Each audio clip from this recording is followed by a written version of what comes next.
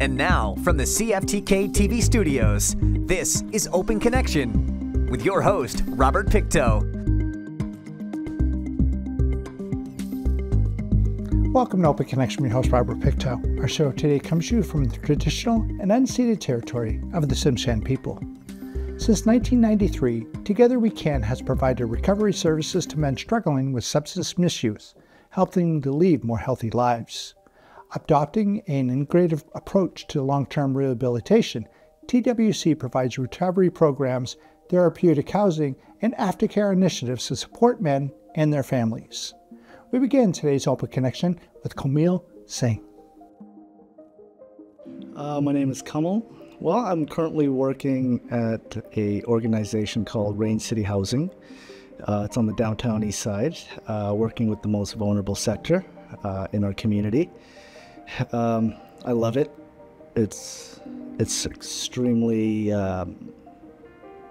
filled with purpose for me. In my spare time, I just started a clothing line with my daughter. My struggle started at a very young age. I started probably in elementary school, dealing with a lot of, at the time I grew up in Richmond, and in the area of Richmond I grew up in was Steveston. Growing up in that area, there was a lot of racism. Being new to the country, trying to fit in, and then wanting to fit in and make friends and be a part of, I started to do things that the older crowd were doing, which was usually drinking and doing things that would get us into a lot of trouble. But I never thought I had a problem, right? Because I was still able to maintain work, income, eventually getting married, having kids, a house, mortgage. It was all the external stuff that I had that made me think that I was okay. Things got extremely bad. I started to hurt the people around me that I loved the most. At the time I was married, so it was my partner, my family, my kids, my parents, my siblings. Eventually it trickled into my work, missing work, not showing up, not being accountable, right? Hanging out on the downtown east side or in the Surrey Strip area. And I felt comfortable though, because it made me have no judgment when I was there. I wasn't being judged by anybody. So I hid it, and I hid it for a long time, until the point where I couldn't hide it anymore. And I thought that I wasn't harming anybody but myself, because I was still showing up for my kids' birthdays and being present as a father, as a partner. But that wasn't the case. They didn't see it like that. That's how I saw it. That's how I justified it. I was at their birthday party, right? I provided the gifts, birthday party, the cake and all that, and still there. I was physically present, but I was never emotionally or spiritually present. It wasn't until my 16-year-old son at the time, he's now 23, said to me that he loves me, will always support me.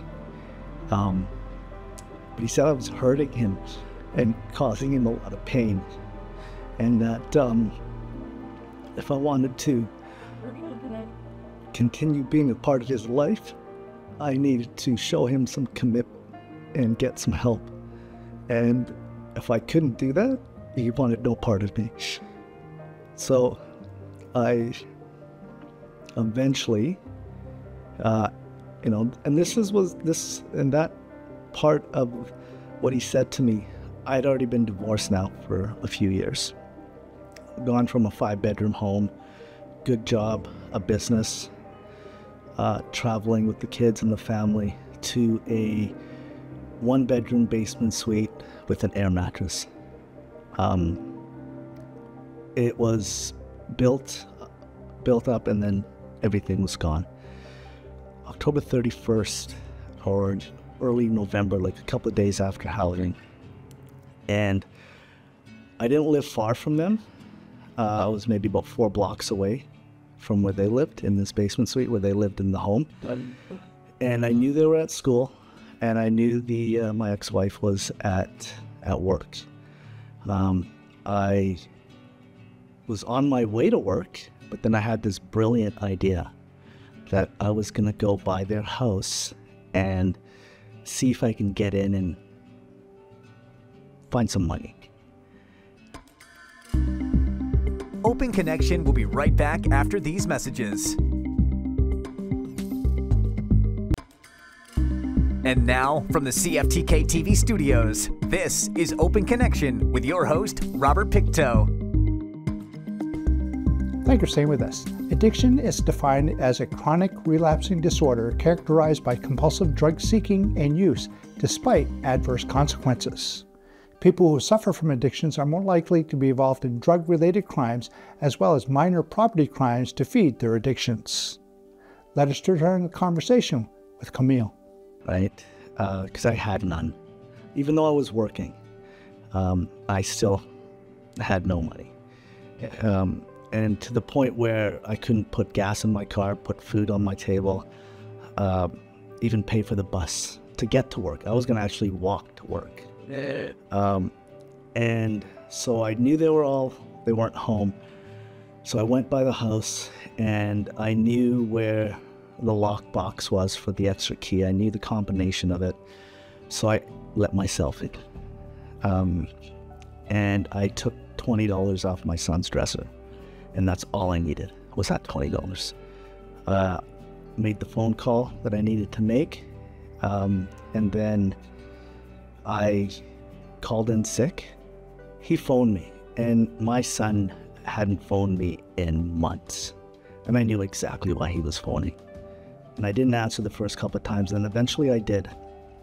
And when I did, he asked me if I had come by the house, and I said no. He goes, "Are you sure?" And I said, "Absolutely." Because you didn't come by the house and take $20 off my dresser. I said, "No." She goes, "Why are you lying?" I said, "I'm not." He goes, "I have you on camera." And I was like, "I don't know what you're talking about." He goes, "Why are you lying?" I said, "I'm not." I said, "I don't know what you're talking about." I was in such a state of where I didn't care. I didn't care who I hurt. I didn't care what I did. He then, as he was proceeding to hang up, he goes, "I never want to talk to you again." Eventually I figured, okay, you know what? And then I just started numbing myself for the next couple of days because of what I just did and what I put him through. Eventually, my landlord that month said, "You got to leave." So I had no place to go. Packed all my things. My older brother rented a truck for me, and we dropped all my furniture off at my parents' place, and I wasn't welcomed in my parents' home, wasn't welcomed in my brother's home, or my younger brothers. The only person that took me in at this time was my sister on the agreement that I would go to treatment. And now it's getting on to June, and he's graduating from high school. And he calls me, and he asks me to, he says, "Hey, listen, you know I'm graduating this year." And I said, "Yeah, absolutely." I said, "I'm so proud of you." And here's the same man that I stole $20 from. Said, "Would you like to come?" I said, "Absolutely." And I said, "How much are the tickets?" And he said, "Don't worry about it. It's on me." And I went, and for the first time in my life, I was present. Emotionally, spiritually, and physically. I was present. And it was the best day of my life to see him walk across that stage. After, that was probably about 9 months of being in treatment. I then, I dug a little deeper into the why of I do what I do, and the solution that I always look for in addiction. And, and then things started to change for me. Things got better. I got a job working for the organization, the treatment facility that I went through. And at that moment, like instantly, I felt a shift internally because it was nobody's decision. Nobody told me to come into treatment. Nobody forced me. Nobody mandated me. It was my decision. And that was the key. You know, it's that old saying, don't judge a person until you walk a mile in their shoes. It's easy to point the finger, right? And say, look at that person, look at that person. I think it's important to not try to change anybody else, but change yourself, right? And once again, once you start looking at yourself and what you can do, it's a ripple effect, right? You give off good energy. I'm Shalene Jones from Eating Disorders Nova Scotia. Today, let's talk about mental health. We work to ensure that everyone has access to the supports they need for recovery. Our virtual peer support programs, led by our team of trained peer mentors, are now available across Canada. Today, let's create positive change for mental health, because no one should have to face an eating disorder alone. Open Connection will be right back after these messages. And now, from the CFTK-TV studios, this is Open Connection with your host, Robert Pictou.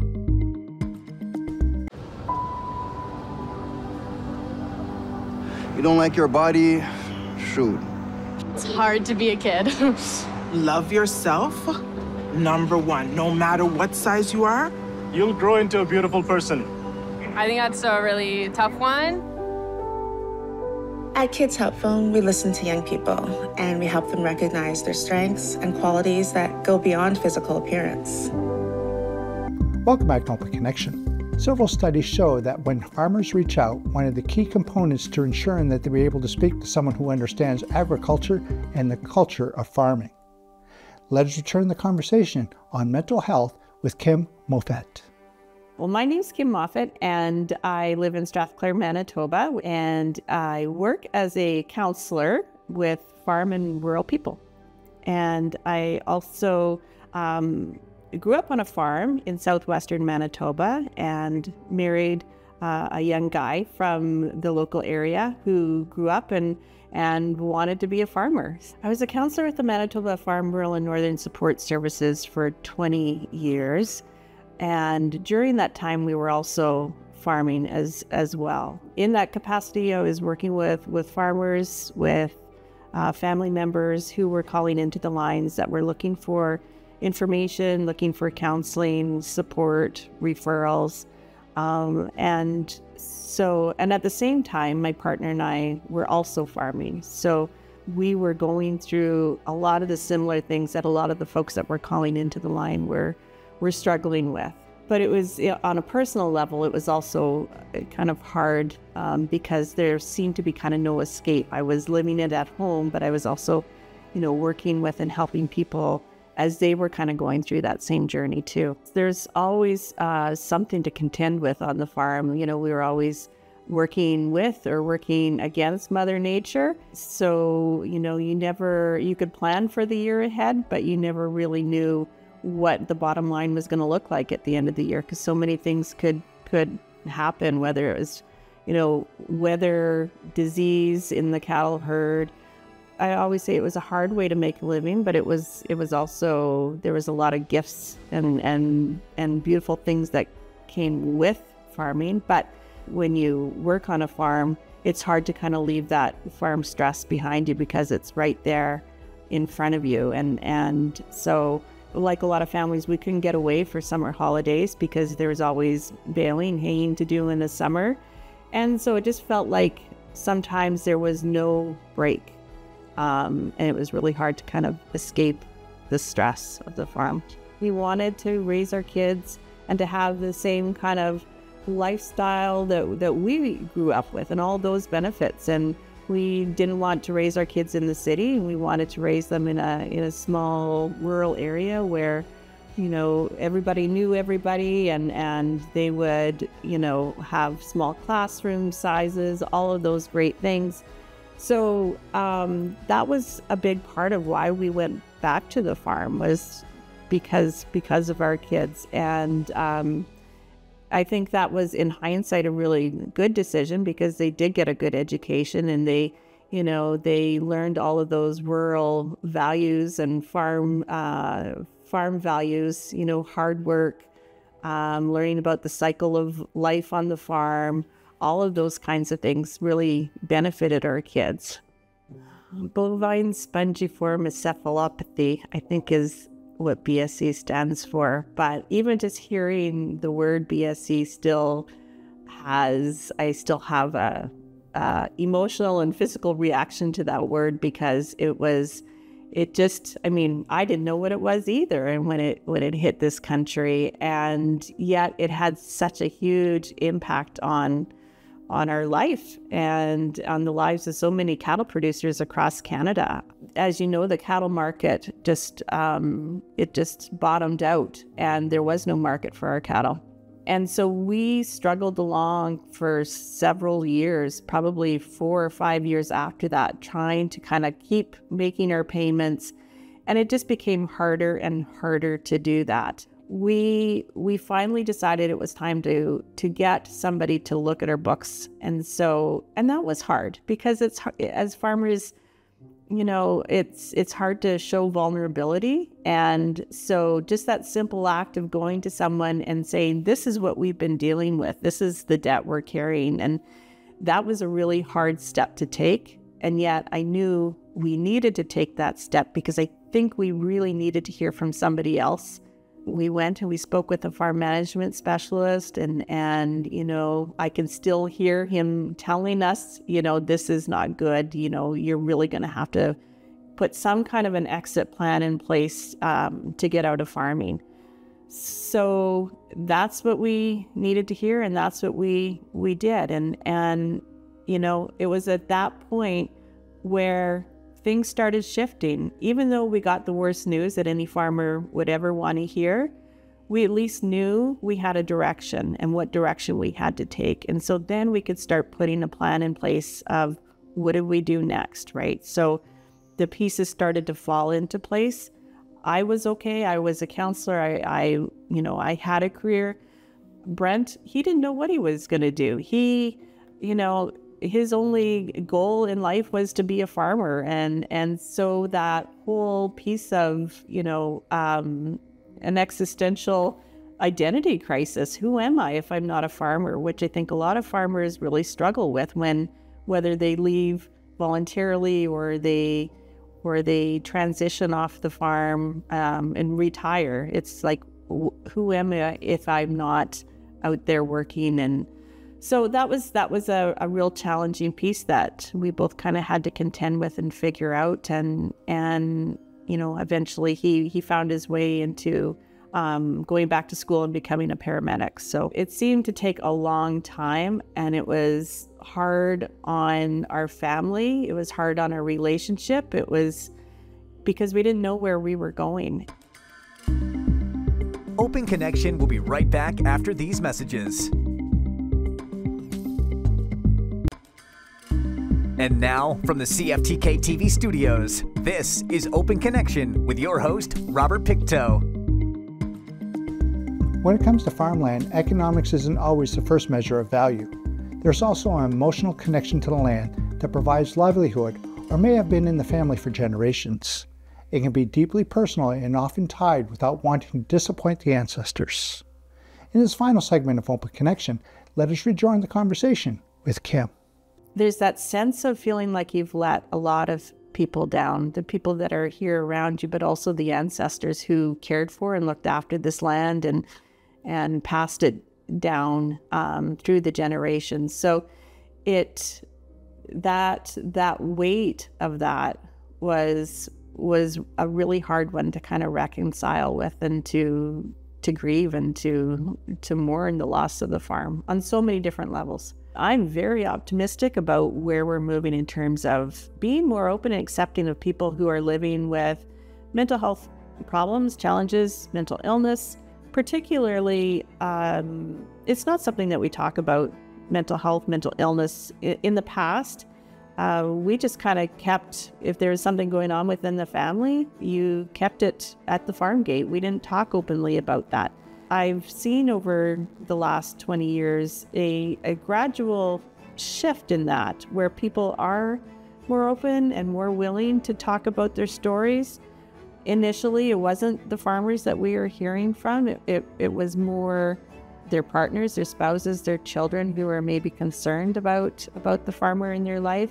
And over time, we were hearing more from farmers. And that's certainly, I think, over the last 10 years has really changed and shifted a lot, particularly because of all of the great mental health campaigns out there that have really been focusing on mental wellness and encouraging people to talk about their stories more openly. So I do have a lot of hope that we are moving in a positive direction.